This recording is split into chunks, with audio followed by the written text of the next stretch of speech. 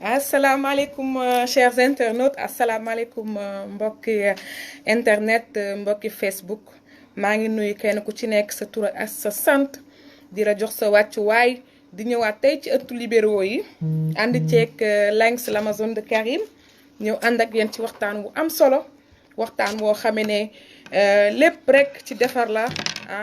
lépp rek ci defar mu baax la parce que ci situation boo xam situation bu extraordinaire la ci sunu dëkk ak le monde entier donc tey dañoo ñëwoon pour waxtaan ak yéen ci ëttu libéraux yi ak Oulimata Langs Kane l'Amazone de Karim Wade tey ma am ci ay invité yu renommé invité yoo xam ne tey ñëpp bàyyi nañ leen xëy muy l'honorable député Mame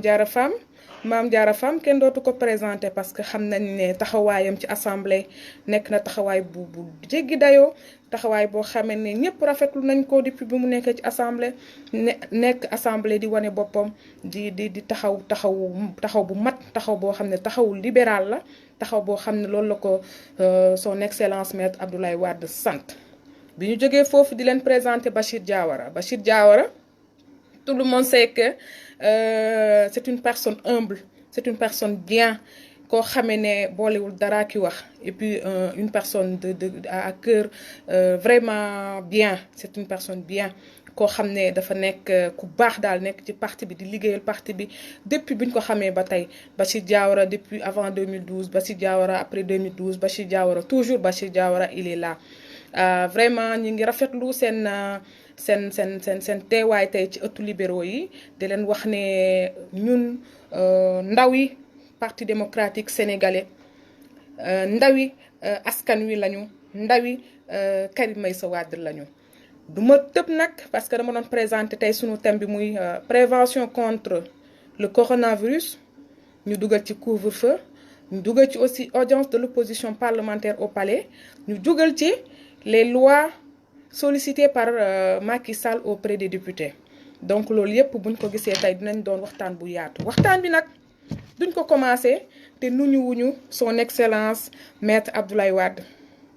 le grand baobab du Sénégal, le grand gorgui international du Sénégal ki nga xam ne képp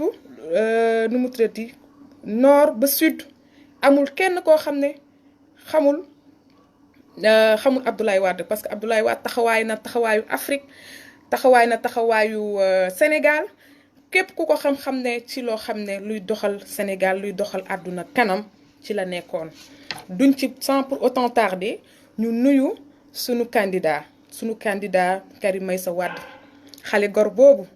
Wade jaag Fara Wade njaag yëkkuma ci songum xeer dama dul géwél waaye su ma ko mënoon tey dama koy tagg parce que dafa nekk koo xam ne jógul benn yoon ci taxawaayu papaam fi mu ko ne taxawal mu taxaw un exemple d'une personne politique un exemple d'un politicien koo xam ne tey amul kenn kuy taxaw ci àdduna te gisul ne tey ji Karim Meïssa Wade war na nekk un politique une personne bi nga xam ne ñëpp sénégalais yëpp moom la nit ñi di laajte moom la nit ñi di xaar moom la nit ñi di tatagal. Donc sans pour autant tarder sama gars yi tey dañuy waxtaan ci coronavirus waxtaan ci discours Macky Sall waxtaan ci audience bi nga xam ne moom la président Macky Sall réserver l'opposition parlementaire di wax aussi ci li nga xam ne moom mooy prévention yi ak yu bari ndax xam naa ne waxtaan bi nar na yaatu trop parce que duñu bàyyi fenn parce que mbir yi suñu mbir la tey bu ñu nee PDS ñu xam ne ndawi PDS ci ginnaaw yàlla ñu làkkatu ci ginnaaw comment dire secrétariat adjoint chargé des réseaux sociaux et communication interne du parti ñu nekk ci ginnaaw di ci liggéey bu am solo liggéey bu am jom xale yi bàyyiwuñu tàyyiwuñu guddeeg bëccëg naam nag ñu bari yaakaar nañu ne dañuy sonn waaye dañu wan ne ni lii du dara endurance ak persévérance moo ñu ko may. endurance ak persévérance nag boo déggee ñu tudd ëttu libéraux yi Abdoulaye Wade moo ne sama keppaar képp ku ci jàngee di nga am endurance di nga am persévérance moo tax tey ñu tuddee suñu bopp ëttu libéraux yi nag nekk groupe ndaw yu am solo yoo xam ne seen xel màcc na ñoo xam ne dara ñoru leen lu dul parti démocratique sénégalais ñoo xam ne dara ñoru leen lu dul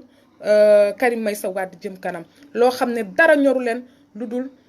dëkk bi avancer le Sénégal en avant loolu rek moo ñu intéressé moo tax tey ñu ñëw di waxtaan ak yéen ci coronavirus Covid 2019. je pense que li fi xew ñëpp xam nañ ko. xam nañ ne carrément ne corona bi dugg na ci dëkk bi tey on annonce 90 malades yoo xam ne ñu ngi nekk sur les lits d'hôpitaux ñu war leen a faj qui reçoit des soins ak yu sunu xel ak sunu xalaat yépp mi ngi dem ci malade yooyu sunu xel sunu xalaat mi ngi dem ci ñi nga xamee ne ñoom ñoo nekk bitim réew sunu xel sunu xalaat mi ngi dem ci ñi nga xam ne ñoo nekk France, Italie, Chine, ainsi de suite. Vraiment tey mënuñu taxaw di wax leneen lu bokkul ak loolu waaye nag dañ naan nit loo wax na nga tàmbalee sa bopp ndax tàmbalee sa bopp moom mooy tey ñu wax ci sunu dëkk. waaw léegi dañuy recevoir Bachir Diawara qui va intervenir tout de suite Bachir moom kenn dootu ko présenté. Bachir Diawara va intervenir tout de suite sur le live et nous l'écoutons et nous allons lui poser certaines questions sur le Covid-19. Bachir Diawara, allô Bachir? Oui, Oulimata, comment vous allez? Ça va bien Bachir. Mbaa yéen a ngi ci jàmm? waaw sant yàlla bu baax alhamdulilah. Alhamdulilah ñu ngi remercier sa dugg ñu ngi remercier aussi sa ni nga accepté nekk sunu invité tey ci ëttu libéraux yi.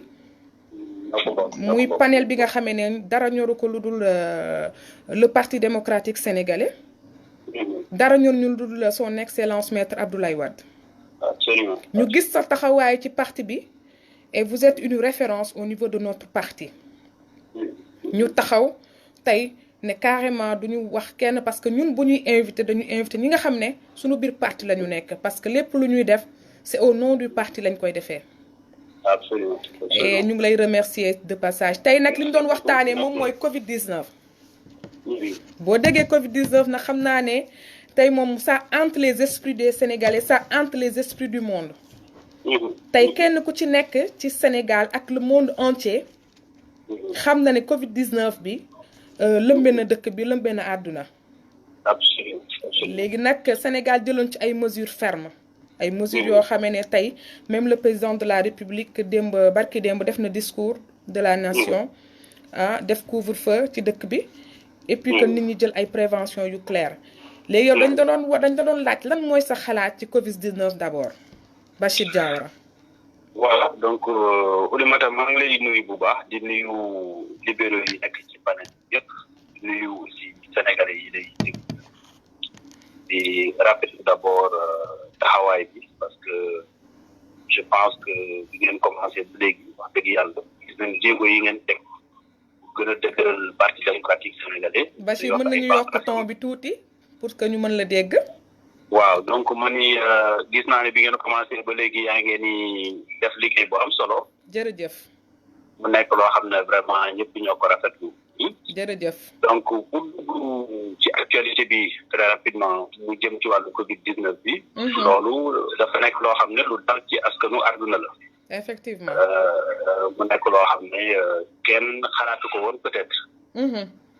am na ñu bari ñoo xam ne sax dañuy jël benn thèse boo xam ne c'est plus ou moins métaphysique. ñu wax ni balaa la jógee ci yàlla suñu borom moo tax ñaan yi am ci solo.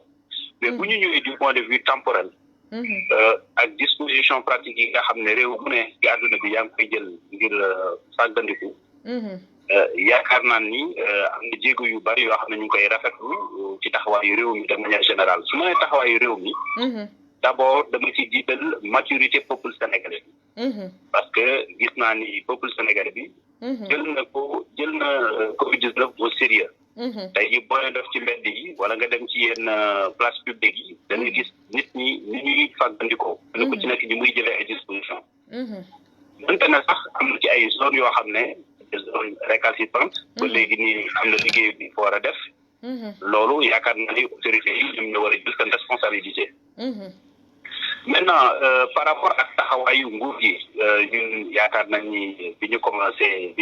épidémie commencé ba léegi gis ngeen mobilisation bu parti démocratique sénégalais. ñi nga xam ne ñu ngi ci def ay communication officielle ak ñi nga xam ne ñu ngi ci dugg di wax ci réseaux sociaux yi. muy wane ne rek. politique dafa am responsabilité bu mag. ci li nga xam ne dafay dox ci réew mi. yaakaar naa ni fii ñu taxawu askan bi di leen sensibiliser. di leen moytandul li nga xam ne moom mooy balaa bi ñëw. di waxtaan ak ñoom parce que kenn ku ci nekk bu dee ñaar ak ñett la sax dinañ la déglu. sa kàddu bu ko xeeb dañ ci wax rafet wax joo xam ne. pour askan bi mucc la. kon tey dama jàpp ni union nationale dugg na. union nationale dugg na benn objectif kese mooy xeex Covid-19. tout à fait tey jii amatul politique ci xeex boobu. amul parti démocratique sénégalais amul APR amul keneen. ñëpp ñoom ñoo mànkoo rek pour taxaw ngir feebar bi génn ci réew mi. kon loolu du may rafetlu bu baax a baax la. mënu ma ko ñàkk a rafetlu te jiitalu également disposition yi nga xam ne moom la ci président Abdoulaye secrétaire général national du parti démocratique sénégalais jël. bu ñu fàttali moom moo njëkk a jël décision ban politique yëpp def communiqué. Bachir ne ajo. Bachir duma la dagg foofu parce que xam nga li tax. parce que je pense que la dernière fois ci sama laay dama ko wax Abdoulaye Wade dès les premiers instants bu ñu ne benn cas am na waaw ci lay doon yi ci laa doon ñëw nii. waaw allez-y. ci laa doon ñëw ne ma ne donc président Abdoulaye Wade secrétaire général du parti démocratique sénégalais. moom moo njëkk a jël communiqué ci landerneau politique bi yëpp nag. wax ne moom ajale nañu li nga xam ne moom mooy activité parti démocratique sénégalais. ba pare ñaax militants yi. ñu am responsabilité mat sëkk ngir taxaw ngir xeex feebar bi. defe naa ni loolu dafa wane patriotisme bi nga xam ne moom mos a nekk ci Abdoulaye Wade. jege gi nga xam ne moom la gën a moom la mos a jege askan bi. ak aussi tamit ni nga xam ne noonu lay xalaatee communauté africaine ak communauté mondiale. parce que Abdoulaye Wade ko xool xam ne nit ko am dimension bu mag la ci wàllu humanisme. nit la boo xam ne tey jii munoo jàpp ne sax sénégalais la ci wàllu citoyenneté. munoo jàll africain la. kon ne c'est un panafricain. da ngay jàpp ne rek Abdoulaye Wade c'est un citoyen universel citoyen mondial. bii Federico Mayor doon théorisé en 1994 di wax ne jamono yi nga xam ne moom lay àdduna bi di dund dafa soxla ay citoyenneté mondiale Abdoulaye Wade daf ko yàgg incarné. tout à fait maanaam fépp foo xam ne doomu aadama ma nga fa. alors soxla ndimbalu doomu aadama gis nañu Abdoulaye Wade taxaw ci bind ci xalima ci wax ci jamono yi nga xam ne mi ngi nekk au pouvoir. bi mu nekk opposition tamit taxawaay boobu la taxaw. moo tax parti démocratique sénégalais yéen taxawaay bii nga xam ne yéen a taxaw ëttu libéraux. gis nañu am na yeneen couleurs yoo xam ne tamit ñu ngi taxaw mu nekk une union d'ensemble du parti démocratique sénégalais contre le Covid-19. merci beaucoup et loolu. dañ ci ànd ak képp koo xam ne sénégalais la moo xam nguur gi la moo xam autorité étatique yi la moo xam autorité politique yi la moo xam autorité religieuse yi la. tey jii dañuy wax union sacrée autour du Covid-19. naam sax démb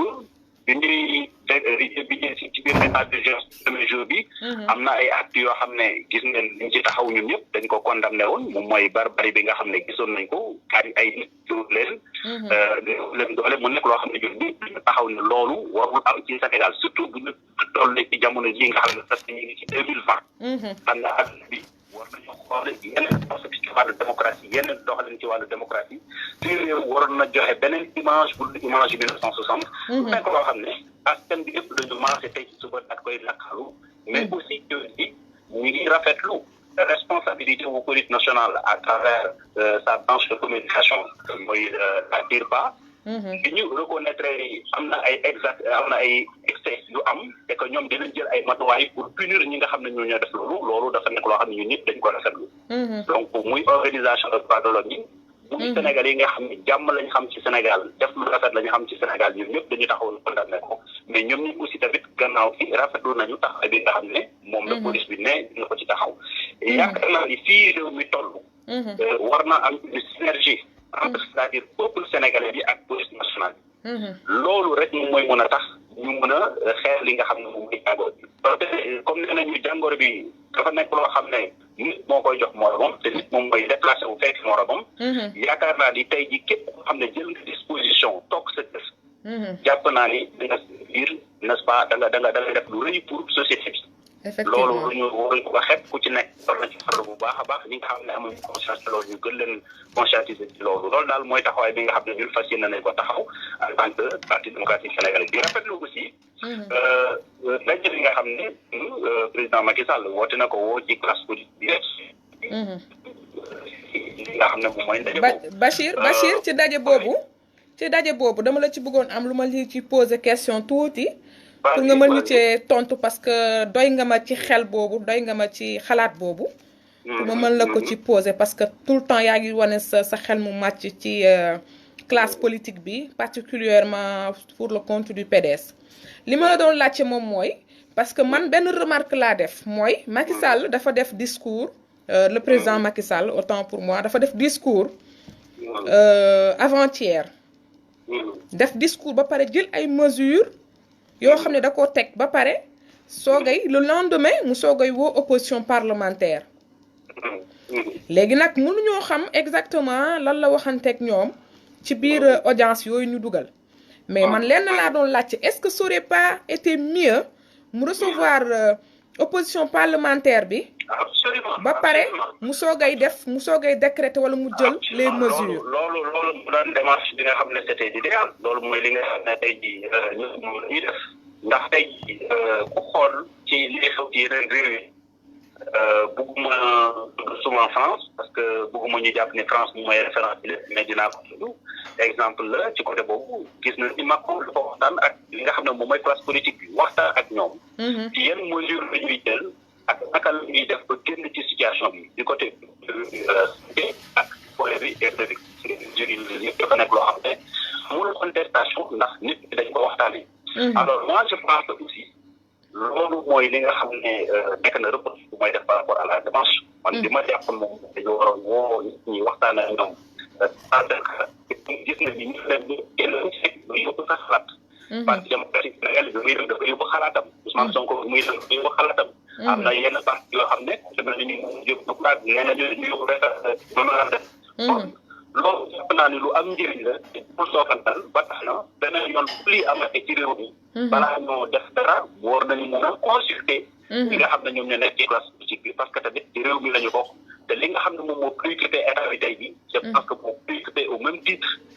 képp koo xam ne responsable la ci réew mi. di yëngatu ci wàllu politique. parce que tey ji amatul couleur politique comme ni ma ko waxee mais couleur nationale la ci teg ngir benn objectif kese mooy xeex Covid-19 bu ñu demee ci côté politique danañu jàmmarloo ci côté politique danañu jëflante ci wàllu politique. dañu bu fekkente ni dañu war a laale ci wàllu politique nañ laale ci wàllu politique mais tey jii nga xam ne Covid-19 bi daf nekk une épidémie préoccupante pour la société sénégalaise pour l'Afrique et pour tout le monde yaakaar union sacrée rek mooy li nga xam ne moom moo gën a rafet parce que yàlla sax boo wax ni bu ngeen booloo ma dimbali leen mais bu ngeen féewaloo nag ma jaar seen kaw te yaakaar naa ni lii dafa war a sax interpeller Sénégalais yi au-delà même de cette affaire d'épidémie dafa war a interpeller Sénégalais yëpp ñu xam lan mooy solidarité mu interpeller aussi état bi ak classe politique bu caagéen bi bu fekkente ne ñu nekk ci situation bu difficile la ñu war a toog di waxtaan parce que man toujours damay yàgg di wax ni la force du système démocratique repose sur sa capacité de générer des espaces d'expression de convergence de divergence. Sur toutes les questions singulièrement internationales. On a dit de temps en temps pour ñu koy def rek yeneen réew yi di déglu ñi nga xam ne ñoom ñooy classe politique bi di déglu société civile bi di déglu ñi nga xam ne ñoom ñooy les di déglu de religieux. loolu moom mooy une démarche participative boo xam ne réew yi nga xam ne ñoom ñoo am jàmm bien sûr bu ñu demee ba nga xam ne ci ay wàllu point de démocratie la ay dañuy taxaw lañ ca war a taxaw ñu taxaw ko lañ ca war a laaj ñu laaj ko position yi ñu ca war a am ñu am ko mais tey jii je pense que cette question là c'est une question nationale boo xam ne fekkoon na effectivement ñu wax lu ko préalable mais parce que la lequel il n'est jamais trop tard pour bien faire. Tout à fait. li nga xam ne classe politique bi dinañ fekk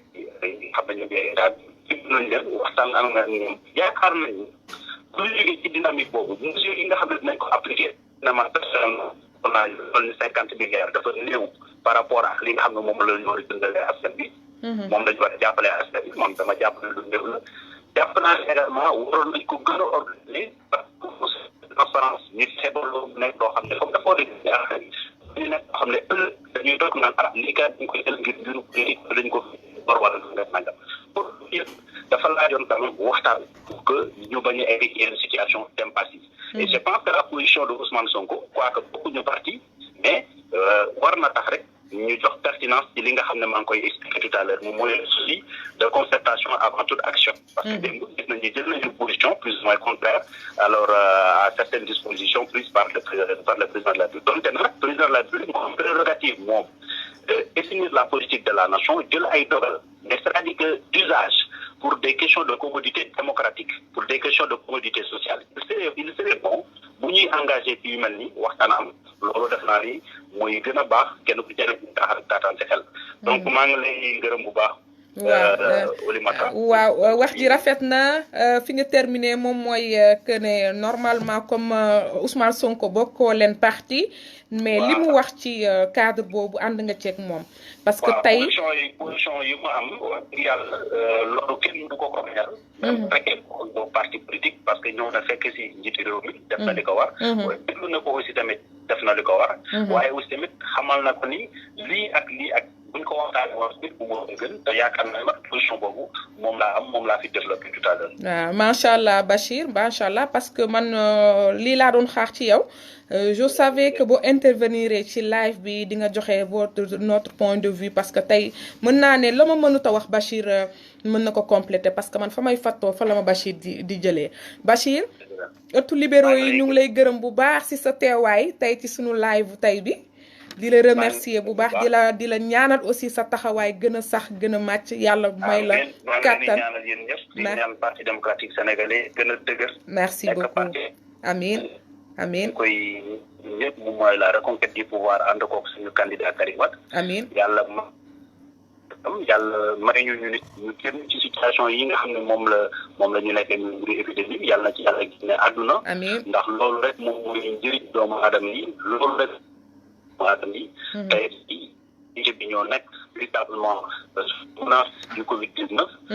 ñëpp ñoo war a boole xol yi ànd pour bu ko jógee ak jàmm ak salaam incha allah ñoo xool ñuy defaree suñu réew. jërëjëf Bachir jërëjëf Bachir ëttu libéraux yi ci kaw ba ci suuf ñu ngi lay nuyu. le secrétariat chargé des réseaux sociaux aussi ñu ngi lay nuyu. te xam naa ni Abdoulaye Wade ak Karim Meïssa Wade fu ñu toog seen xol sedd na parce que da nga nekk nit koo xamee ne saa yu ñu la tiimalee micro. wax la te xam nañ ni sa xol fu mu nekk ci Sénégal sa xol fu mu toll aussi ci PDS sa xol fu mu toll ci Abdoulaye Wade ak ci Karim Meïssa Wade. merci beaucoup Bachir merci. Voilà, ce sont les derniers mots de Bachir Diawara. Les derniers mots de Bachir Diawara qui disait qu'il adhère sur les idées de Ousmane Sonko. Ousmane Sonko, malgré qu'on n'est pas dans le même parti, tey dafa dem wuy ji Karim dafa dem wuy ji son excellence Macky Sall. bi mu demee ci Macky Sall bi mu demee déglu na ko ba mu pare il a donné son point de vue sans exception ñu tamit ñu am ñoo xamee ne ay jeunes lañu ñoom ñoo nekk ci ñoom nu mu tuddati ay responsables yi nga xam ne Abdoulaye Wade ñoom la yabaloon leen ci Macky Sall muy mel ni lu mel ni Tafsir Coy xam naa ne ñëpp xam nañ ko tout le monde connaît Tafsir Coy képp koo xam ne amul kenn koo xam ne dafa nekk ci classe politique du Sénégal xamoo Tafsir Coy à travers ses interventions au niveau des télévisions à travers li muy joxe à travers tey mu nekk porte-parole du parti démocratique sénégalais Tafsir Coy ñu ngi koy jaajëfal bu baax ci teew boobu mu teew ndax tey jii sunu maam sunu lépp muy son excellence maître Abdoulaye Wade ku mu yónni rek xam ne mat nga ndaw mat nga li nga doon moom moo tax ñu yónni la bu ñu paree ñu ngi jaajëfal aussi honorable député Mbacké Serigne Bara Dolly nekk militant bu dévoué bu engagé auprès du président Abdoulaye Wade et Karim Meïssa Wade donc nekk na loo xam ne tey bu ñu taxawee di ko wax xam nañ ne PDS képp ku Abdoulaye Wade yónni ak ku mu mënta doon xam nañ ne am nañu am nañu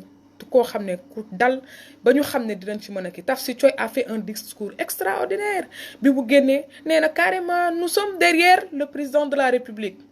nous sommes derrière parce que tey boo xoolee sunu président ñun son excellence maître Abdoulaye Wade moo njëkk a jël ay dispositions tere ñu génn tere ñu dem fépp la ñu tere dem c'est parce que dafa ne Covid-19 mi ngi fi Mbacké Balla ñu ngi lay remercier bu baax di la ziar di la jox sa wàccuwaay di delloo sunu njëbbal ci yéen di leen xamal ne seen taxawaay gis nañ ko rafetlu nañ ko waaye it du ma pare di rafetlu aussi teewaayu opposition bi nga xam ne démb wuy ji woon nañu Macky Sall parce que nekk na loo xam ne dëkk bi tey dañu toll ci moment d'union nationale ndax buñ ko waxee dañuy fàtte ñun suñuy jàjj fàtte lépp lenn moo ñu ñor un seul but mooy bañ nañ ko ba ne la devise du Sénégal un but une fois dañu ne tey jii bu ñu amee benn affaire moom mooy dañu am ba un but bu ñu am moom mooy terrasser Covid-19 naam xaw a yéex parce que bi Covid-19 di commencer depuis novembre ba tey on est au courant te gouverner c'est prévoir sama gars yi bu ñuy gouverner dañu war a prévoir te ñun li ñuy am problème bi ñu am ñun africains yi moom mooy nos dirigeants ne prévoient pas le futur pour nous malheureusement c'est notre sort mais je pense qu'avec la nouvelle génération consciente nous allons relever les défis pour ne pas être dans cette même situation que nos dirigeants actuels leneen li may wax rek moom mooy que ñun ñu delloo ci suñu xel xam ne tey jii Sénégal moo ñu ñor kenn ñoruñu ku du Sénégal démb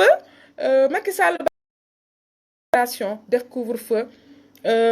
def état d'urgence excusez-moi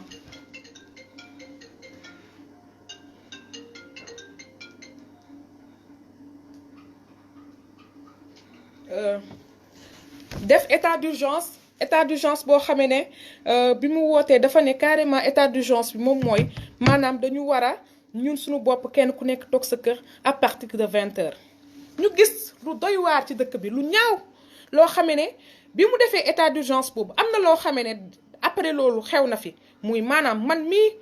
Oulimata man mii Langs man ba mu juddoo ba tey musuma xam couvre-feu xaw ma couvre-feu que am na ñeneen ñoo xam ne ñu mel ni man ci dëkk bi bari fi ne quittez pas allo pa waaw dama nekk di live may ma 5 minutes ma woo la waaw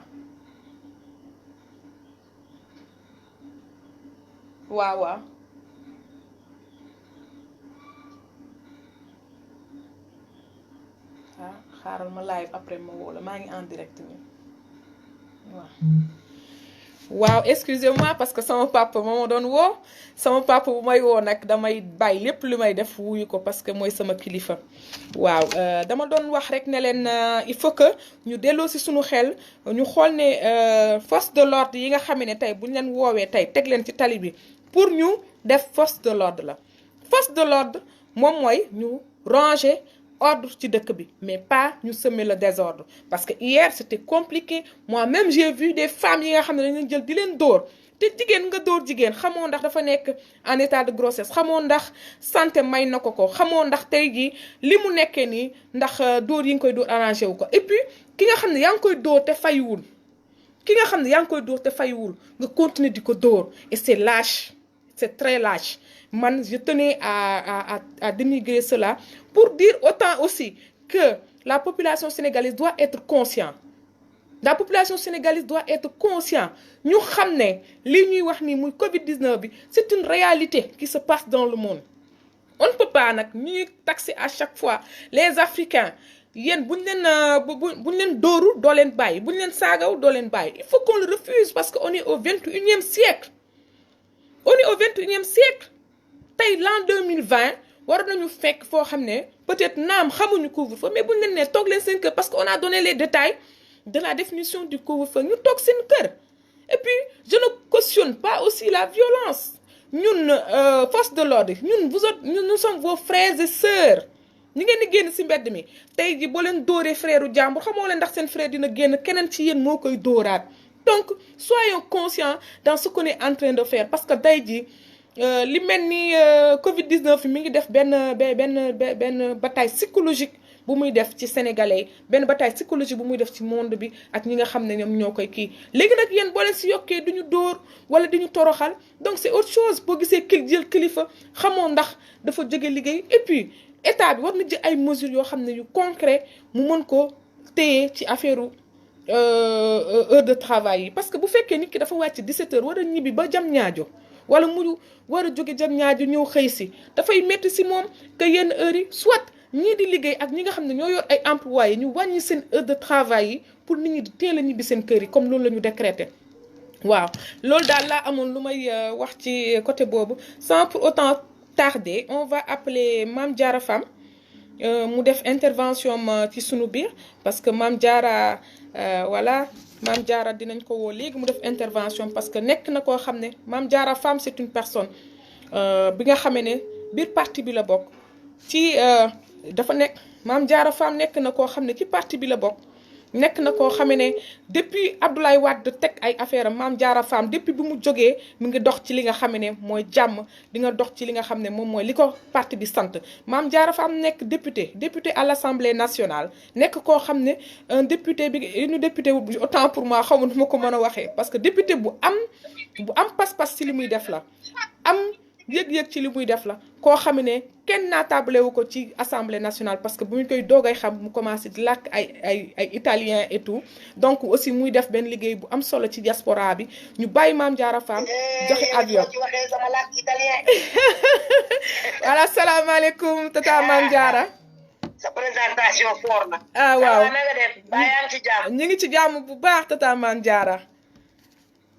Ça va, Dorina, ti saluto, Ah, wow. Dorina, ciao, ti vedo guardare là. Ah, boo paree kay di ñu Dama am sama xaritu italien, dama am sama ancienne collègue. Wow. Oui, cette live bi maa ngi koy gis parce que comme partagé naa ko là sur ma page. Les gens de l'Italie commencent à regarder Ngenar Diop. maa ngi lay gis maa ngi nuyu ñëpp Kalsoon Diop maa ngi lay nuyu. Lengs maa ngi lay nuyu bu baax. Mama Diaw Dalifort. maa ngi lay nuyu docteur Seck Gise Sata aussi Amadou Dramé. ñëpp maa ngi leen di nuyu di leen di rafetlu seen live bi. bon man nag taw ma habitude sax di seetaan ay live bi bëri mais tey moom. dama seetaan ba partagé parce que man xam nga en général ñiy def live sax du man koy xam. macha allah mais maa ngi leen di. del dugg di partagé nag parce que fii sa kër la te xam ne ñi fi nekk ay gis naa ni que ni Italie ñoo ngi ci. waaw Italie ñoo ngi ci fil bi di ma seetaan parce que partagé xam naa dañu foogoon ne juste man maay def live suma frère mu ngi Paris mu ngi may seetaan moom aussi Mamadou Fam. ñu bari ñu ngi seetaan maa ngi leen di nuyu internet yëpp. di rafetlu seen liggéey merci beaucoup Mame Diarra Fam tata Mame Diarra tey dañ la invité woon nga nekk koo xame ne mënuñu laa ñàkk invité parce que vous êtes une personne de renommée une personne reconnue une personne boo xam ne depuis un bon moment bataayu PDS yëpp ñu ngi lay gis ci kanam nga nekk député à l'Assemblée nationale wane fa say jéego wane fa say pas-pas tey Macky Sall ñu wax ci Covid 19 bi prévention yi ak yooyu et puis nga bokk ci communauté boo xam ne c'est la communauté la plus touchée muy Italie nekk zone boo xam ne ndeysaan ñu ngi leen di massaw bu baax di massaw bu baax waa Italie ak waa diaspora bi yépp ci li leen dal tey ñu ñëw Sénégal affaire yi tamit attaqué ñu au niveau de notre sein ñun ñu xam ne tey yow mënoo ñàkk bañ a wax ci Covid 19 bi looloo tax xam naa ñu sollicité la pour nga mën a ñëw wax ak ñun ñu xam exactement sa position ci Covid 19 d'abord balaa ñuy enchaîner ci yeneen question yi. waaw ku Lengs. xam nga nuyoo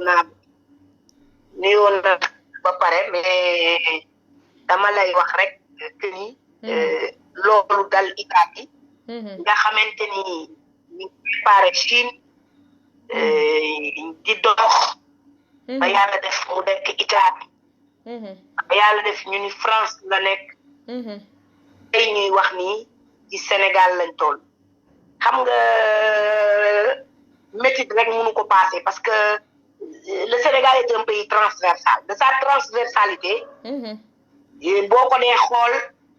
dëkk bi mu njëkk a touché muy le foyer du Covid-19 en Europe. muy sama dëkk ba. la mia Italia preferita. sama dëkk boobu nga xam ne man maa ko bëggal sama bopp. c'est le pays qui m'a produit. mu amee nag boo ko dee xool bëri tey dañuy jóge foofu ñëw Sénégal fanaan si fii yenn su fi dem muy man muy keneen. le premier malade yàlla def na ni nag jógewul sax en Italie mais buñ ko dee xool France lañ ne woon c'est un Français qui a fait le et le Sénégal. mais loolu buñ ko dee xool forme de triangle la parce que gis nga France Italie. Italie France Sénégal. moom rek mooy jëmukaayu sénégalais yi daanaka. donc yàlla def dëkk boobu tey bokk ci dëkk yi gën a bëri. maanaam fala foofu mooy këru Covid 19. donc man li may wax lu ma dund la. lu ma xam la lu ma metti la parce que bi mu amee rek man dama daw seeti. sama njaboot nag mooy Italie yëpp. waxuma sama njaboot bi ma jur samay doom sama borom kër et tout. mais Italie yëpp mooy sama njaboot. man donc bu ma demee ma sawu leen dellu siwaat ñëw toog ci dëkk bi mu egsee rek la affaire yi gën a takkarnaasee gën a metti ba ñu dem ci restriction des libertés fermeture des frontières ak yu mel noonu. muy loo xamante ne lu metti la. ndax ñoom mënatuñu dem. mënatuñu ñëw. Sénégalais fa nekk sonn nañu d'une manière kuy liggéey amoo problème mais ku doon jaay tey am nga problème parce que soo dee xool li ñuy xëy di wax ci nit ñu dee dafa bëri. bëri na trop bëri na trop. métit rek métit. tey métti la loo xamante ne yal na ko Italie surmonté daal yal na ko Italie surmonté. amiin amiin. parce que daal doy na waar lool métti na te niñ koy dundee man sama bopp sax ni ma koy dundee damay toog ba mu yàgg ma ne lii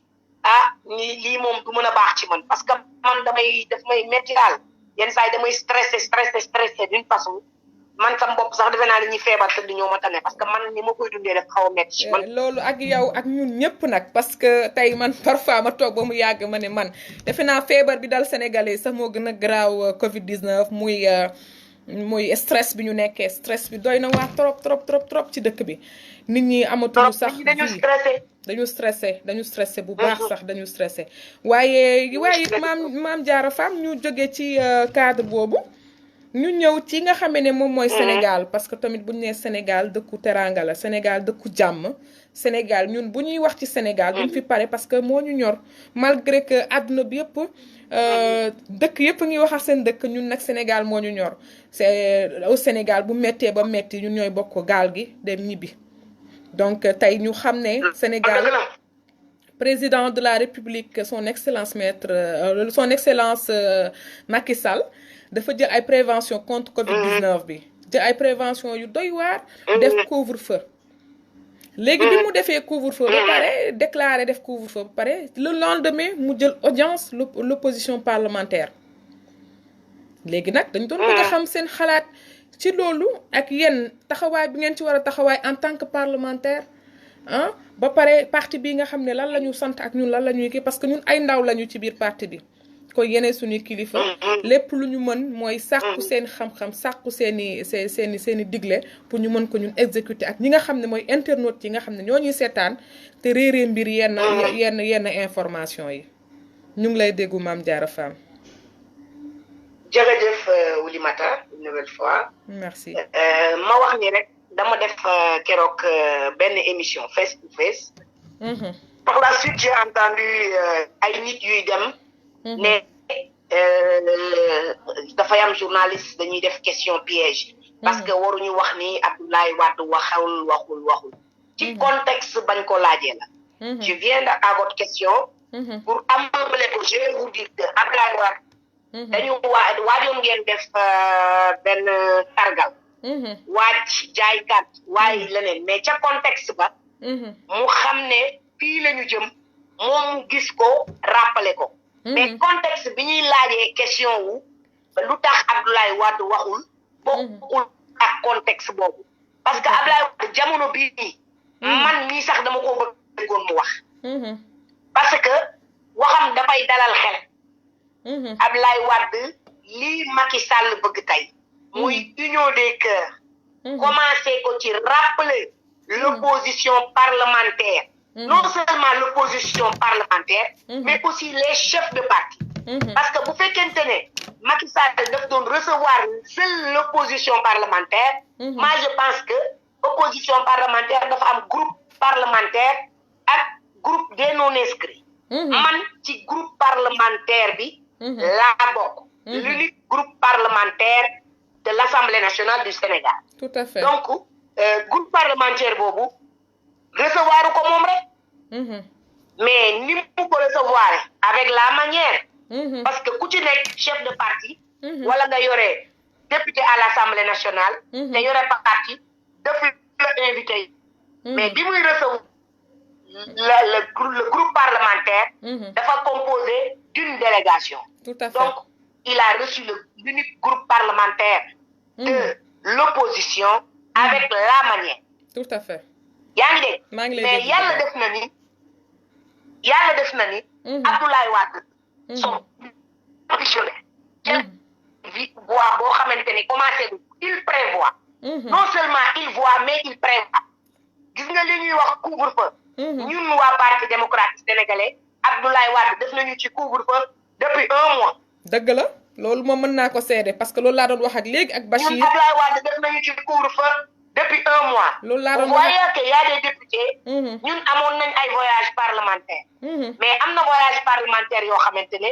ñun en tant que libéraux dañ ko sursoir parce que tout simplement notre guide politique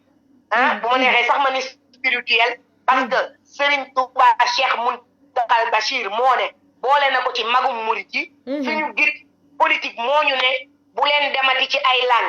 bu leen demati ci xumbal bu leen demati ci fuura bu leen demati ci lenn loo xamante ne fukki nit dinañ fa def dëgg la donc ba mu ko prévoir pour sàmm ñun aar ñu yàgg na parce que moment boobu boo gisee parti bi fuur minute bu nekk nit ñaa ngi doon organiser ay rencontre le secrétariat chargé des structures parti et des mouvements de soutien di génn di dem ci zone bu nekk xam nga li ma la wax di def liggéeyam normalement ñeneen ñi aussi di def ay daje pour préparer sargal bi mais Ablaye Wade daal di crypté loolu yëpp daal ni toog leen parce que fi ma gis ñu jëm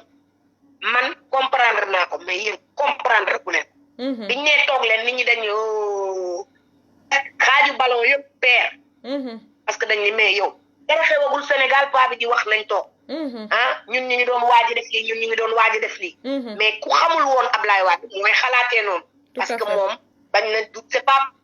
rien ñu wax Ablaye Wade c'est un frère gas mbedd mii defi pont jëm Tëngéej ak jëm Kaolack ak jëm ñëpp dañ doon wax paa day ree mais lu mu la wax fekk na gis na ko bu yàgg téere lay wax wallaay téere lay wax man jàpp naa ni téere lu mu wax rek téere la man jàpp naa ni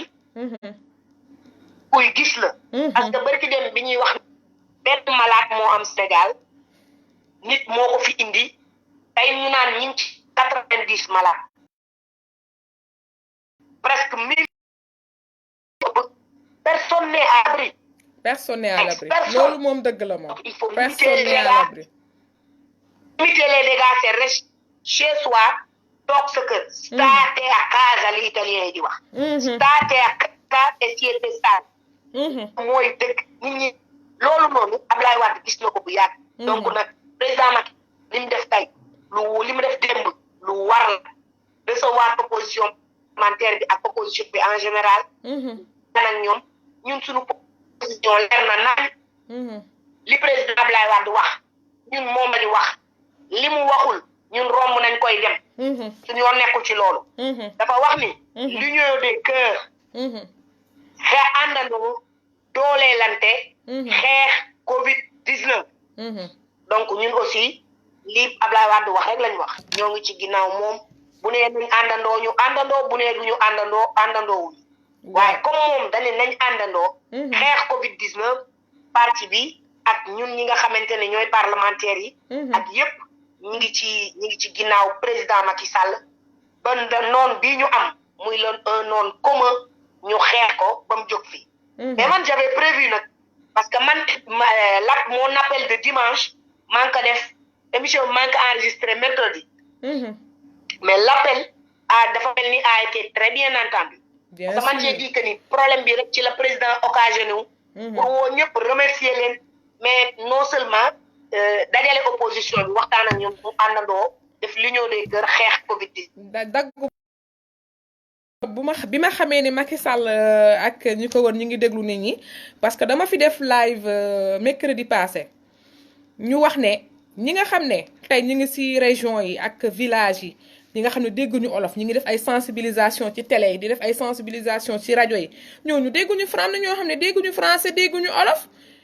dañoo war a jël suñu langue nationale yi def ci ay communiqué yoo xam ne ñi nga xam ne kenn ku ci nekk fa nga toog sa gox ñu wax sa langue nga mën a dégg mais bu ma ko defee la semaine passée gis naa ne créé nañu ay communication yoo xam ne ça va dans ce sens mu lay dëggal di la firndeel que ne yow li ngay wax ñu ngi koy déglu bu baax parce que Mame Diarra nekk ni koo xam ne vous êtes très écouté bokk nga ci député yoo xam ne nit ñi dañ leen di déglu lu bari léegi nag li ma doon xalaat rek moom mooy est-ce que xalaatoo ne président waroon na woo opposition bi avant wala daf leen a waroon a woo bi mu paree jël mesure yëpp la wala la leen waroon a woo. waaw mais xam nga en tout cas. man ce que je vois mooy le temps aussi est bon. xam nga parfois. d'accord yenn ay xëy na peut-être mën nañu ne jël mesure yi dafa xaw a bañ ne am maladie rek la ñu waroon ñoom commencé jël mesures yi waxtaan def loolu mais dañu bàyyi ba affaire bi presque léegi lalu biir Sénégal mais temps bi baax na aussi Oulimata xam nga lan moo bonoon gérer la crise toute seule tout à fait mu gérer la crise tout seul loolu rek moo bonoon dëgg la mais comme xelam may na ko tey ak image bi mu am bi àdduna bi am ci li xew Sénégal c'est pas facile loolu aussi bu amee dañ ci remercier l'opposition parlementaire mais le remercier ci les chefs de parti parce que ñoom ñoo am humilité ñoom ñoo am grandeur parce que ku nekk xam na ni bu ñu génnee ci élection yi passé la xew mooy Idrissa Seck dafa rebuffé wu ne kenn gañewu ma Ousmane Sonko rebuffé wu ne kenn gañewu ma on a volé les élections ñu ca des jaar fee Issa Sall jaar fee ku nekk ni man je ne reconnais pas les résultats des élections ñëpp ni pat kaccat ñu ca nag ñun parce que ñun bokkuñu woon mais kenn xeexlewuñu aussi suñu candidat kenn xeexlewu ko yaa ngi comprendre mais quand même ñooñu amaat nañ grandeur bu toll ni reconnaître ko ba ñëw dugg palais dëgg la donc maintenant la balle est dans le camp de Macky Sall tout à fait moom rek moo mën a xam ni tey bu ko gëmul woon sax mu yeewu gëm ni c'est lui le gardien de la constitution tout à fait mu yeewu ni man maay président kon comme Idrissa ñëw na ba lal sama tapis rouge bii dugg Ousmane Sonko ñëw ba fekk si ma fii keneen ñëw Serigne Cheikh Mbacké Abdoulaye Wade ñëw yabal ko mu ñëw man nag naa àndandoog ñëpp defar xol yi raxas ko te liggéeyal Sénégal te liggéeyal sénégalais yi mais man pour man heure bi mu leen woo du ci dara wàññiwul dara parce que heure bi aussi baax na décision yi ñu intégré ci biir gestion de crise bi defe naa ni ñu ngi jëm assemblée nationale pour préparer votre loi bi waaw loi bi duñu xëy na peut-être mën nañ ma fa bañ a gis mën nañ ko bañ a gis yenn député yi parce que xam nga aussi il faut gérer ça de manière que duñu fa bari à l'assemblée nationale mais quand même yooyu yëpp dina ko intégrer ci li mu bëgg a def muy xalaat bi Ousmane Sonko indi xalaat bi ñoom Serigne Cheikh Mbacké ñoom Tafsir Thioye indi xalaatu Idrissa Seck xalaatu Malick Gakou yooyu yëpp dina ko intégrer ci li nga xamante ne moom lay def pour gérer crise bi donc je pense que le temps est bon quoi ah waaw waaw maa honorable macha allah wax ji leer na parce que amoon na lu lëndëm sama xel mais leeral nga ko maanaam nee nga tey déglu na opposition parlementaire bi te jël na ay notes te bu intégrer loi bi mën na dugal loi bi nga xam ne dafay intégrer ñoom ñi nga xam ne ñoom ñooy opposition parlementaire bi seeni comment dire seeni contribution voilà seen contribution mu dugal ko ci kii bi ci loi bi macha allah wax ji rafet na leer na te xam naa ne képp ku ko dégg dina xam ne li ñu wax loola te di wax tamit nag di la jaajëfal bu baax ci sa teewaay tey si ëttu libéraux yi parce que mënoon na ñàkk parce que xam nañ ne seen temps ñàkk na surtout actuellement fi ñu toll ni ñu gis leen ngeen di def ay dons ci koñ yi di dugg di wax ak nit ñi et puis sensibilisation bi parce que bu ñu ne député moom xam nañ ne député gox moom moo tax ñu koy wax yow nag vraiment ñu ngi rafetlu sa taxawaay bu baax ci PDS di rafetlu sa taxawaay ci Sénégal di rafetlu sa taxawaay it ci li nga xam ne yaa ngi koy def te gëm ko te ñu ngi la ciy ñaanal yàlla defal la ci jàmm yàlla làq la fu yàq eggul vraiment ñu ngi lay remercier honorable Mame Diarra Fam nga jaar tey ci ëttu libéraux yi nga xam ne tey ñun lépp lu ñu ñor moom mooy defar taxawaay nga sànni sa dernier mot après ñun ñu clôturer débat bi parce que wax nga lépp Fam waaw xam nga sama dernier mot moom yow xam nga fi ma ko jëmee mooy Italie rek waaw parce que Sénégal mënuma leen fay àdduna bi sax mënuma leen fay waxatuma la Sénégal parce que xam nga yenn saa yi vraiment man ma defe ni sax ma ragal mais yenn saa yi li may woo di ma wax xuusal défendral sénégalais yi damay dem ba suma téléphone ba yenn saa yi duma ko mën a wuyu loolu nag sant yàlla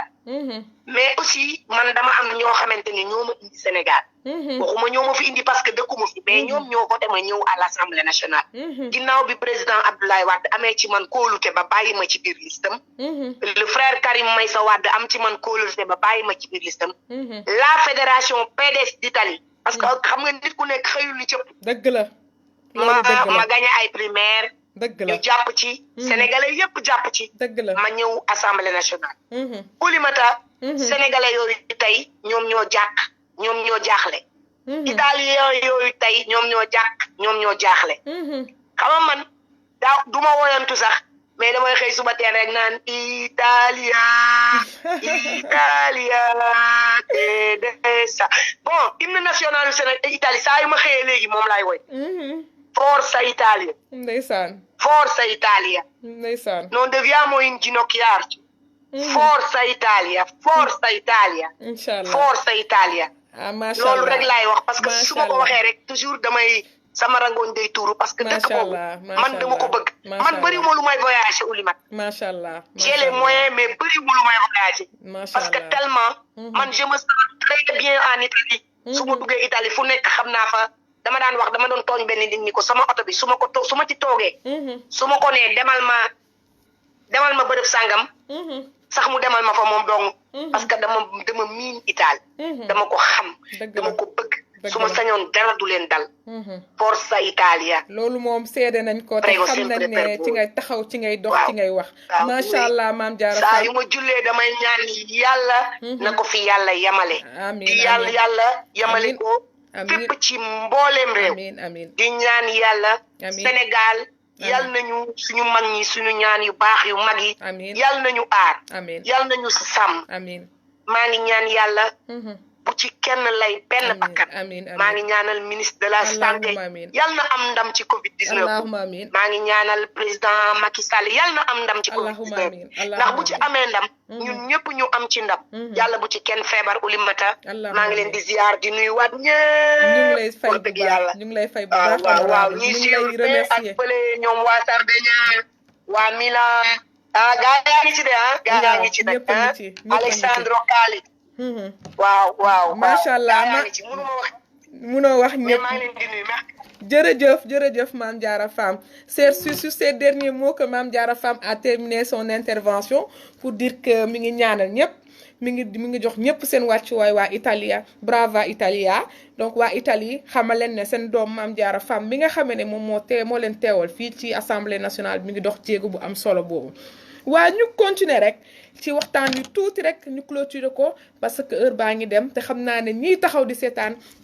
ñi ngi taxaw boobu ba tey sonn ñu tàyyiwuñu di leen remercier bu baax ci seen taxawaay parce que yombul ngeen taxawaay bi duñu suivre ñun nga xam ne ñun ñooy ëttu libéraux yi donc benn affaire rek laa leen ni skiwal moom mooy prenez compte que tey jii ay nit bu ñu taxawee di def benn affaire pour yéen xam ne pour yéen la parce que mbooloo mooy doole jeune génération consciente ñun ñoo war a taxawee noonu ñu ñoo war a am benn taxawaay boobu dañuy woo ki nga xam ne moo ñuy accompagner ki nga xam ne à chaque fois mi ngi ci ñun mi ngi ci sunu ginnaaw du ñu épauler du ñu jàppale muy docteur Seck pour mu wax ñu lan mooy xalaatam ci bavure policière bi fi amoon démb parce que tey comme li ma leen ko waxee sànq je suis contre mooy li xew ci monde bi li xew ci àdduna bi li xew ci Sénégal mais nag la violence on ne prône pas la violence parce que tey jii boo xoolee même France bi ñu defee couvre-feu y a une autre manière qu'on retenait les gens parce que même le premier jour il fallait continuer la sensibilisation. Il fallait continuer à sensibiliser les gens pour leur demander de rester chez eux ne serait-ce que ñu jox leen benn délai wala ñu ne leen demain ñu avertir leen pour que ñu bañ a defaat loolu ñu def mais sans pour autant tarder on va appeler docteur Seck pour son intervention pour que ñu mën a clôturer le débat nit ñi vaquer à leurs occupations ñeneen ñi nga xam ne ñoo nekk ci ligne bi aussi mën a def leneen te ëttu libéraux yi moom dafa nekk loo xamee ne tout le temps mu ngi ak yéen di waxtaan ak yéen di kiyante ak yéen léegi li ñuy wax rek moom mooy docteur Seck mi nga xamee ne ñëpp xam nañ ko allo docteur. waaw asalaamaaleykum. waaleykum salaam docteur vous êtes en ligne sur Ëttu Libéraux yi te ci nga mbokk xam nañ ne sa taxawaay di rafetlu sa taxawaay bu baax di jël sa intervention balaa ñoo tardé clôturer mooy li nga xam ne moom la ñuy def lu am solo lii ñu nekk def ci Ëttu Libéraux yi. waaw. docteur allô. réseaux sociaux élargis. oui docteur. Oui. waaw oui ñu ngi lay dégg. oui tu m'entends. oui on vous entend très bien est-ce que vous entendez docteur. voilà man. waaw maa ngi lay nuyu di la ziar di nuyu say follower di rafetlu liggéey bi nga xamante ni. vous le faites. Pour sensibiliser l'opinion. Pour inciter l'opinion à faire bloc par rapport à cette pandémie bi nga xamante ni moom moo lëmbee àdduna avant muy dal suñu kaw réew muy Sénégal donc comme on dit rek ku nekk amoo lu ëpp sa dëkk amoo lu ëpp sa réew ginnaaw ba ma nuyoo le frère secrétaire général le président Wade di nuyu le frère secrétaire général adjoint le président Karim Meïssa Wade di nuyu toutes les militantes et militants du parti sénégalais. di nag beral benn spécial par rapport ak sa live bi nga xamante ni aussi dafay dal. di sama frère Bassir Diawara. un frère très engagé. Pour comment dirais-je pour le combat que mène le Parti démocratique sénégalais. Donc, j'ai suivi son intervention et nous lui en remercions par rapport aux éclairages et à la contribution pertinente qu'elle a pu apporter à ce vaste chantier bi nga xamante ni li gars yi di wax apparemment mooy télé jamono. Ëttu Libéraux yi. Ëttu Libéraux yi moom boo ko déggee moom mooy le père des libéraux au Sénégal. Tout le monde sait que c'est le président Abdoulaye Wade. Tout à fait. Donc Ëttu Libéraux yi nag ku nekk xaj nga ci. Donc ci kaw loolu may nuyu aussi à notre grande sœur Mame Diarra Fam qu'on ne présente plus sérieusement parce que tout le monde ñëpp gis nañ ko assemblée taxawaay bi mu fa taxawee et puis mu doon benn fierté bu bokk boo xamante ni si suñu cër la bokk ñun waa diaspora bi et toute la diaspora est très fière de sa représentation au niveau de l'Assemblée nationale par rapport au combat parlementaire qu'elle mène sans faille et quand même avec beaucoup de rigueur di taxawu di défendre les positions et les préoccupations des gens de la diaspora dont nous en faisons partie. waaw ginnaaw loolu nag par rapport à ton thème mooy comme li ma lay wax rek comme temps yi quarantaine moo xew confinement moo xew confinement waaw quarantaine confinement pour apporter benn contribution bu ndaw rek par rapport à ce qui a été dit l'essentiel a été dit par ceux qui m'ont précédé di wax ne rek on est face à une crise sanitaire. Il faut que Sénégalais yi xam loolu. On est face à une crise sanitaire. Donc on est pile dans le mille dañ koy dund. léegi nekkatul ay est-ce que dina yegsi est-ce que am na est-ce que ñëw na. am na. ñi ngi ko doon séntu dox na ba yegg si ñun ba dal suñu kaw. léegi lan moo fi des moom mooy prendre les mesures. Pour que ñu mën ko contenir pour que l'épidémie ne puisse pas progresser loolu rek moom moo ñu dese nan ban taxawaay la ñu war a taxaw pour que li nga xamante ni muy crise sanitaire bi ñu dal te coronavirus teg ñu ko nan la ñu mën a def ba mu reculer pour que ñun suñu pays au pays de Cheikh Ahmadou Bamba au pays de Seydi Hadji Malick Sy au pays de Limamou au pays de Bou Kounta au pays de Cheikh al Islam Ibrahima Niass donc loolu yàlla musal ñu ba ñun duñu dund li nga xamante ni mi ngi dal yeneen dëkk ba fii ñu toll nag on peut dire mën nañu sant yàlla parce que liñ naan loo am lu la metti rek am na keneen ku am yëg-yëg bu gën a metti sa yëg-yëg parce que Mame Diarra Fam en est une preuve vivante, parce que moi, au début de la crise de l'épidémie en Italie, elle est partie là-bas, parce que moi, personnellement, elle m'a appelé de l'Italie, quand elle est partie en Italie, quand lolo Sénégalais yëpp ak militants au PDS yëpp war ci am benn fierté. Tout à fait. Parce que elle pouvait se dire que ni malgré c'est la diaspora qui m'a mis à l'Assemblée nationale, il y a une épidémie très dangereuse qui est rentrée en Italie et que je reste au Sénégal, je suis député à l'Assemblée nationale, mais elle l'a pas fait. Mame Diarra Fam a pris son billet d'avion. Elle est partie en Italie pour s'enquérir de la situation des Sénégalais. C'est ça l'esprit de solidarité, c'est ça l'esprit de patriote. Et ça, franchement, comme on dit, elle l'a fait. Et moi, quand elle a filmé l'état dans lequel de quotidienne au début de l'épidémie en Italie que vivent les Sénégalais, pour rassurer les Sénégalais et leurs parents restés au pays, moi, elle m'a appelé le lendemain. On en a largement discuté, mais j'étais étonné qu'elle ait pris tout ce risque pour aller en Italie. Mais lolu lepp def dako def ak foi, ak conviction, ak engagement. Lolu, il faut que tout le monde lui reconnaisse et lui félicite pour ce geste-là. Vraiment, il faut le féliciter pour ça. Benen bi ci tegu, mom moy Italie, mom moy foyer épidémique bi gëna reuy en Europe. Foyer épidémique bi gëna reuy en Europe. Nga gis le nombre de cas tous les jours, nga gis le nombre de décès, des ravages que épidémie bi di def. Nga ñëw France gi ma nekk, moom it tey rek on a enregistré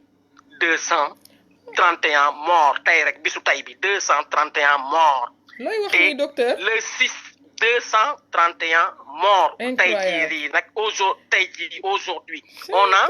plus de 12% de morts par rapport à hier. Ça veut dire que ni ñi dee woon démb yokk nañ de 12%. Ba tey on a.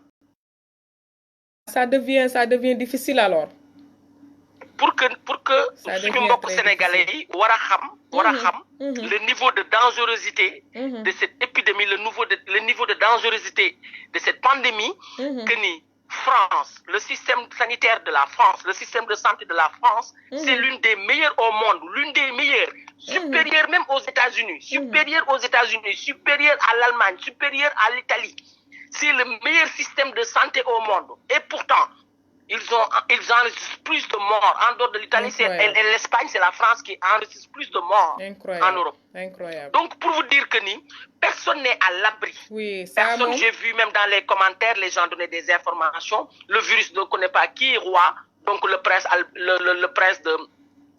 de la Grande-Bretagne, du Royaume-Uni, a été testé positif. Le prince Charles, si je ne me trompe pas. Et il y a également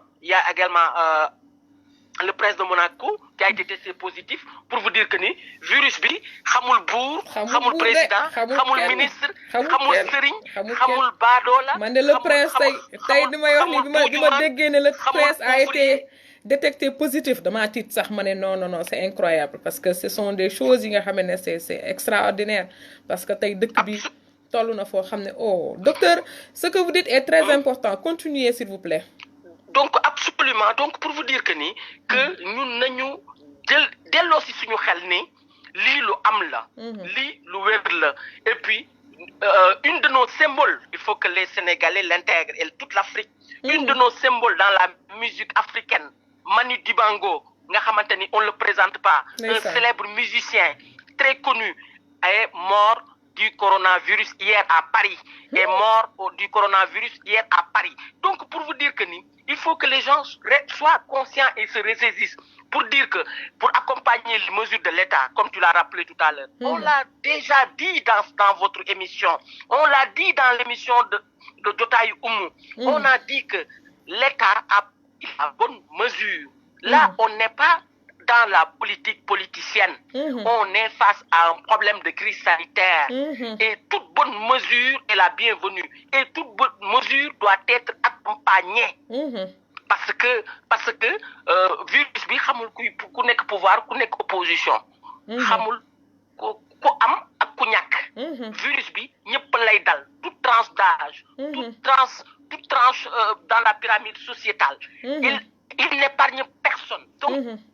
bu ñu xamee loolu il va falloir que ñu boole nekk bloc ñu boole nekk bloc pour faire face par rapport à des mesures qui ont été prises et qui seront accompagnées par chacun d'entre nous nee naa cette crise-là du coronavirus il faut que les Sénégalais ku nekk xam ni responsable nga ci ça dépasse même la responsabilité du chef de l'État. Le chef de l'État, il est là pour définir la politique de la nation et donner des orientations. Mais par rapport à la crise sanitaire, chaque Sénégalais est responsable. Tout à fait. Maanaam moom mooy l'État bi définir à travers le chef de l'État, à travers du ministre de la Santé, qui exécute la politique sanitaire du pays. Il faut que Sénégalais yëpp daal ciy tënku, c'est-à-dire respecter les consignes. Moi, tout ce que je déplore par rapport dès l'application des consignes, qu'il y ait des bavures policières, même si c'est pas à grande échelle, quand même, il faut que l'on demande à nos forces de défense, à nos forces de sécurité, quand même d'avoir un peu de retenue, d'essayer quand même d'être plus indulgents par rapport au rapport de force entre eux et les citoyens qu'ils arrêtent. Donc, parce que moi, je crois que j'ai vu une vidéo, juste pour donner un exemple, j'ai vu une vidéo, il y a à peu près 10 policiers autour d'un seul individu, et cet individu se fasse tabasser. Moi, je pense que 10 personnes, il n'y a pas un seul individu ne peut pas, qui n'est ni armé ni rien, ne peut pas leur poser autant de problèmes. Il pouvait gentiment lui dire, écoutez, vous êtes en état d'arrestation au vu de la loi qui a été établie. Et donc, voilà, vous avez transféré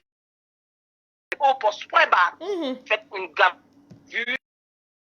d'une amende ou d'un... Il vous le lâchez. Je pense que ça serait un exemple de base qui va montrer l'exemple quand même. On a dépassé cette Sénégal, ñëpp bokk dañ quoi. Donc policiers yi ñun yéen lañu yaat parce que c'est vous qui assurez notre sécurité. Donc on ne doit pas être en sécurité dans le milieu de ceux qui sont censés faire notre sécurité. Donc de grâce, j'en appelle au ministre de l'Intérieur, aux forces de l'ordre, j'en appelle aux policiers, aux forces de sécurité quand même, d'avoir un peu de retenue, de faire un rappel à la loi, ne serait-ce que juste pour faire pour faire un parallélisme, même au niveau de la France, quand les mesures de confinement ont été annoncées par le président Macron, donc les premiers jours, presque quasiment la première semaine, 3 jours de suite, les gens, il y a quelques gens qui ne respectaient pas la loi, les mesures de confinement, mais ils n'avaient pas d'amende, ils avaient des avertissements. Mais si tu es attrapé au-delà de 3 jours, c'est en ce moment, après 3 jours, qu'ils ont commencé à appliquer rigoureusement la loi. Ça veut dire que voilà, c'est il faut quand même un peu d'indulgence. Docteur, moi, li ma doon wax ci commencement bi rek, parce que vraiment, on déplore la violence qui s'est passée hier au niveau du Sénégal, parce que c'était pas du loolu lañ bëggoon parce que comme ni ma la ko doon waxee sànq rek mooy nit ñi dañoo stressé wu psychologiquement seen bopp yi, parce que tey kenn ku ci nekk yaa ngi naan Covid 19 bi, parce que l'état d'urgence boo ko déggee mooy di nga xam ne dafa garaaw ba kenn ku ci nekk war ci jël matuwaayam. Mais est-ce que dañu fàttali ni parfois ne ñun dañu nekk ci dëkk Afrique boo xam ne état d'urgence bi ñu koy jël wala ay couvre-feu wala yenn situation bi ñu koy jël au niveau de nos pays, est-ce que warul am ay accompagnement yi nga xam ne daf ko war a état bi daf ko war a tenir ci ñi nga xam ne ndeysaan bu ñu waree xëy dañuy xëy balaa ñoo wàcc ndeysaan 18h la ñuy wàcc ak yu mel noonu. donc xalaatoo ne état d'urgence boobu dafa war a am ay accompagnement yu mu war a def ci état bi. Absolument, mais c'est ça qui se fait dans tous les pays. Loolu moo am ci dëkk yëpp, c'est-à-dire avant de prendre la mesure d'état d'urgence, je pense que entre l'entrée de l'épidémie au niveau du Sénégal, ba fi jàngoro bi di dugg Sénégal ak diggante bi président di jël cette mesure, il s'est passé un délai, je dirais minimum de 2 semaines. Je pense que le président avait largement ba muy recouper les informations en provenance de l'OMS, les informations de notre service de surveillance épidémiologique qui transmettait les chiffres au ministre de la Santé et qui faisait ses points de presse tous les jours pour nous donner l'état des lieux de où nous en sommes par rapport à l'épidémie, le nombre de cas, le nombre de cas guéris et le nombre de nouveaux cas testés. Donc, Lolo Macky Sall, il avait toute cette information et comment dirais-je, la dynamique mondiale disait que on est en phase ascendante. Ça veut dire que l'épidémie continue de monter. L'épidémie, donc cela veut dire que nous bu ñu doon réeree mbir comme quoi que ñun ba ñu amee suñuy ñeenti cas au départ ñeenti cas yooyu day wàññeeku. Cas yi day augmenter et ça va continuer. On est à 90, tu l'as rappelé. On est à 90 et on va continuer en flèche jusqu'à atteindre le pic épidémique. Donc, pour nous faire épidémiologie, on va atteindre le pic et le pic, on ne sait pas c'est quand. Donc, le président, avant de prendre ces mesures, qui sont des mesures très restrictives par rapport aux citoyens, donc il fallait quand même faire un travail en amont avec les services et avec tous les corps de métier concernés pour essayer de voir comment mettre en œuvre, c'est-à-dire le fait d'annoncer l'état d'urgence, c'est une mesure très simple comme ça dans le discours, mais le mettre en application tout en mettant en œuvre des mécanismes qui permettront au pays de fonctionner, même si le pays ne peut pas fonctionner à 50%, mais fonctionner à minima, cela suppose qu'il fallait intégrer toutes les corps de métier. Il y a pas parce que, je te donne juste un exemple. Imaginez, vous décrétez un couvre-feu le soir à partir de 26h du matin. C'est vrai, l'essentiel des Sénégalais travaillent durant la journée. Mais il ne faut pas exclure qu'il y a des Sénégalais qui ne travaillent que la nuit. Les travailleurs de nuit, il faudrait leur aménager, faire une espèce d'aménagement en fonction de leur corps de métier et que ces gens-là puissent avoir une espèce, appelez-le comme vous voulez, laissez passer, une espèce de dérogation, ces gens-là puissent être identifiés. Mais dès que la mesure a été prise et l'application immédiate, cela veut dire que ces gens-là, ils ne savent plus quoi faire. Et notre économie, qui est si fragile, va en pâtir. C'est ça le problème, c'est ça le drame. Ça veut dire que, et ce travail-là devait être fait en amont, mais pas en avant. Comme li olof yi di wax nga bàyyi ba jaan bi romb ngay dóor ci watat gi donc loolu mi ñuy amener sur la centralité de ton thème moom mon frère Bachir Diaw l'a rappelé que il a invité même l'intervention de Sonko, il a même convoqué l'intervention de Sonko du moins en disant que le président et beaucoup de Sénégalais l'ont dit, il n'y a pas que eux, on l'a pas. Le président Macky Sall devait en discuter en amont avec tous les chefs de parti et en même temps les forces vives de la nation, société civile, chefs religieux, chefs coutumiers,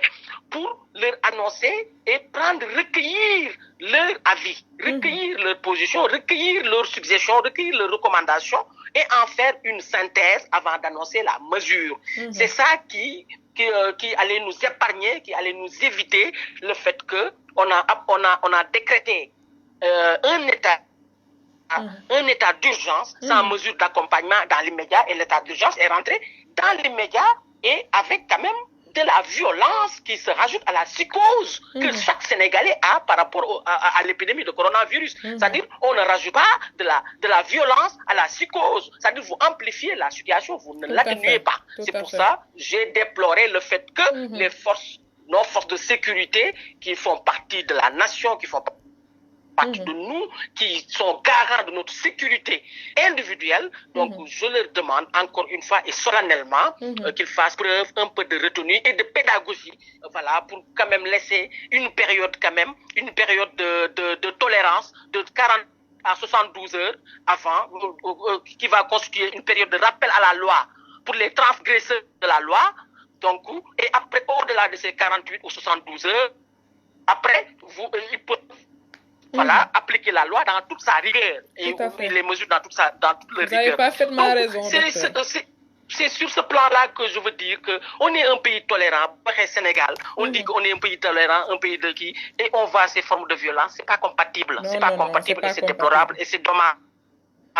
C'est dommage quoi parce que nit ku nekk am nga ak am nga yelleef boo xamante ni war nañ ko respecter parce que il y a nulle part dans la loi où on dit de tabasser quelqu'un qui est arrêté sans violence, qui ne pose aucune résistance et qu'on lui tabasse à ce point. Donc pour rebondir avec Sister Lanks et pour vous laisser quand même peut-être après de tag talk ses followers. Moi, je rappelle encore une fois aux Sénégalais, au peuple sénégalais, que ni jàngoro bi la seule façon moom mooy nan lañ mën a def ba mucc si loolu moom moo am solo parce que je dis le plus simple dans tout ça, prendre des mesures sur un discours, ça c'est le plus facile, c'est le plus simple, quelle que soit la beauté des mots, la beauté des expressions, mais le plus difficile c'est de le matérialiser, en acte, en matériel, en personnel, pour que les Sénégalais de un puissent avoir l'information, la bonne information de sensibilisation, pour que les Sénégalais, qu'on rappelle aux Sénégalais qu'ils ont chacun d'entre eux une responsabilité première par rapport à la lutte collective que le gouvernement est en train de mener, pour rappeler également que ce Covid-19 là, c'est une maladie qui tue, pour rappeler les mesures d'hygiène via l'éducation pour la santé que l'État doit obligatoirement et dans un délai court essayer d'activer et d'organiser dans chaque localité du pays. Et effectivement, nous saluons l'initiative qui a été prise au sein de ëtt libéraux yi, qu'on puisse communiquer avec les Sénégalais via les langues nationales par rapport au live de notre frère Mamadou Deme, en Diola, en Sérère, en Socé, pour que les Sénégalais puissent entendre le bon message et le message qui leur parle, et non pas rester sur notre langue officielle constitutionnalisée, le français, que 70% des Sénégalais ne comprennent pas, surtout quand il s'agit de terminologie médicale. Donc c'est plus compliqué que ça. Donc wax nit ki ne na nga set moom la ñëpp digle, le diine digle te Sénégal moom à 100% ay croyants lañu entre chrétiens ak musulmans. Donc nit ñi nañuy raxasu ci lépp lu ñuy waaj a def, nañuy raxasu saa su ne, saabu ordinaire ça suffit, le savon ordinaire ça suffit largement pour assainir ses mains. Nit ki éviter le plus souvent à mettre ses mains, jël sa loxo di ko jëmale sa kanam, parce que virus bi buntu bi muy jaar, porte d'entrée bi c'est au niveau du visage, mooy sa paxu bakkan yi wala sa gémmiñ. Donc loolu nit ñi bu ñu appliquer les deux gestes là, loolu dina leen musal ci lu bari. Nit ñi éviter, pourquoi le gouvernement a pris toutes ces mesures de restriction, à la fois l'état d'urgence et le couvre-feu, cela veut dire que ni pourquoi mu jël ko, parce que nee naa leen feebar buy wàllaate, une maladie épidémique comme on dit, muy choléra, di rougeole, di leneen les maladies déjà connues dans le passé qui sont des maladies épidémiques, donc y compris le Covid-19 ci même classe boobu la bokk. Donc le feebar buy wàllaate buggul mbooloo, feebar buy wàllaate buggul mbooloo, et je salue de passage et di ziar sama waa kër Akhlulaay Seydina Limaamu alayhi salaam, ñi nga xamante ni aujourd'hui lañ ci ce jour live bi tey la woon appelu Laayeen yi officiellement, c'était l'appel de Seydina Limaamu Laay. moo tax ma ni maa ngi ciy jaare di remercier tous nos chefs religieux qui ont pris à bras le corps, qui ont mesuré la dangerosité et la menace sanitaire qui pèse sur chaque citoyen, en appliquant strictement la loi islamique, les recommandations de la religion musulmane, pour dire que on annule l'appel des Layènes, on annule le Kazu Rajab bu Serigne Fallou bu Khadimul Moustapha, on annule Dakar, on annule leneen ak leneen, machallah. Donc loolu ñu ngi koy jaajëfale suñuy chef religieux. Je pense que ni sénégalais buñ ko waxee mooy d'abord am na ndigal ci chef religieux, am na ndigal ci kilifaam. Suñuy kilifa yi wax nañ, le premier à parler sur suñuy kilifa yi ci politique en dehors des chefs religieux, c'était le président Wade. Donc ba muy alerter, on n'avait que 4 cas. Ba muy jël ay mesures de geler des activités du parti en recommandant à ses militants de ne pas se déplacer non seulement à l'intérieur du Sénégal, mais également à l'extérieur du Sénégal. Lolo, quand il prenait ces mesures, l'État n'avait pris aucune mesure par rapport à l'Union. Moi, comme on dirait, xalé dina mag dina tok fu sori di gis lu sori xalé djégé lolu muy gis te du ko gis. Donc le président Abdoulaye Wade vraiment sa posture et qu'on lui colle de visionnaire. Donc c'est un homme visionnaire et avec une vision innée, une vision qui nga xamantani machallah c'est pas quelque chose d'acquis mais il est né avec. Donc mag mo xamantani magum waxon nako mo gën magum xamon nako. Donc def nako te Sénégal yépp gis nañ ko. Machallah docteur. Si lolu soxna Lengs ma ngi lay encore jaajëfal. Je remercier et encore féliciter tes deux brillants intervenants, mon frère Bachir Diawara et notre grande sœur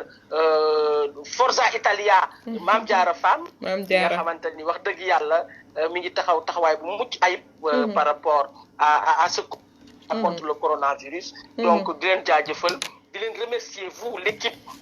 des réseaux sociaux élargis, communication interne du parti pour le travail formidable que vous abattez tous les jours pour un travail de sensibilisation, un travail d'éveil, un travail d'alerte, un travail d'union, d'incitation à l'union des cœurs, d'incitation à l'union des esprits et d'incitation à l'excellence que le président Abdoulaye Wade nous a toujours indiqué. Un militant du Parti démocratique sénégalais doit toujours chercher l'excellence, doit toujours chercher l'excellence et accepter la critique de l'autre. Il faut que l'on reste et que l'on soit plus démocrate. C'est-à-dire un vrai démocrate doit affronter la contradiction, doit être en capacité de répondre face à une contradiction. C'est tout ce que je voulais dire. Merci beaucoup docteur. Gis nañ sa intervention rafet na trop parce que nek nga ko xamé né mënuñu la ñak baña jël parce que toujours dafa intervention dafa am solo ci ñu ngi lay remercier bu baax atu libéraux yi de commencer ci kaw ba ci souf réseaux sociaux élargis ñepp ak lay gërëm parce que gis nañ sa taxaway rafet na trop. Merci beaucoup docteur. Pour finir sur les mots de docteur que ñun moment d'union nationale, moment d'union des cœurs ak yu mel nonu ci lañu doll motax kenn ku ci nekk ci ñun mu jël matuwayam xamné affaire bi mbir bi mbiru bopam la qu'on se rend à l'évidence que la maladie existe carrément. Maladie bi dafa am, ça existe dans les pays de l'Europe parce que tay bu démé jusqu'à la France ne parvient pas à maîtriser la situation, l'Italie ne parvient pas à maîtriser la situation et ainsi de suite. Même la Chine qu'on disait qui contrôlait le monde ne parvient pas à maîtriser la situation. Donc nous Sénégalais on est avertis d'une manière à d'une autre que on doit prendre les choses au sérieux. Prendre les choses au sérieux moi que on respecte la loi, on respecte ceux qui sont les forces de l'ordre aussi respecter la population sénégalaise parce que tay bo len fi taxaw c'est la population sénégalaise, c'est à cause de la population sénégalaise qu'on vous recrute, à cause de la population sénégalaise que vous soyez des forces de l'ordre yi nga xamné pour évidemment couvrir len, pour évidemment jël seni matuwaay yo xamné mom ngeen di jël. Waaw, sur ce nous vous disons merci tous libéraux yi ak ñi nga xamné moy ñu andal ñëpp di remercier honorable député Mame Diarra Fam pour son excellente intervention bi nga xamné def nako tay ci ëttu libéraux yi ak l'Amazone de Karim Wade Oulimata Kane di len wax ne len carrément fi lay xewé tay di ñu ngi remercier Bachir Diawara comme ni ma ko waxone au début kenn dootu ko naatable di remercier nak parti bi yépp parce que tay mun ñu fi nekk lim xam nañ ne ñëpp de A à Z tout le monde suivre ëttu libéraux yi ñëpp a ñuy suivre te xam nañ ne seen taxawaay ci kaw parti bi xam ñun li nga xam ne moo ñu ñor moom mooy son excellence maître Abdoulaye Wade ak sunu candidat Karim Meïssa Wade lenn lu ñuy wax rek moom mooy ëttu libéraux yi seen bopp mooy ñu ngi remercier ñëpp duma lim gisee maa ngi lay gis Yande Mamadou Dem Amadou Dramé ñëpp maa ngi leen di gis parce que tey gi nekk na loo xamee ne rafet na nice na et puis que liggéey bi nañ ko continuer jàpp et puis on va continuer sur ces lancées là léegi nag may tàggatoo encore une fois di leen wax ne ba beneen yoon fii la ci ëttu libéraux yi ak heure bu baax bi muy 21h ak Lengs l'Amazone de Karim léegi nag di leen présenter yeneen émission yi nga xam ne moom la ëttu libéraux yi di def ëttu libéraux yi dafay am jotaayu les vendredis jotaayu nekk ànd ak suñu jongama bi nga xamee ne dafa nekk koo xamee ne moom it ay intervention ak ay invité am nañu solo trop bu ñu paree ci intervention yi ci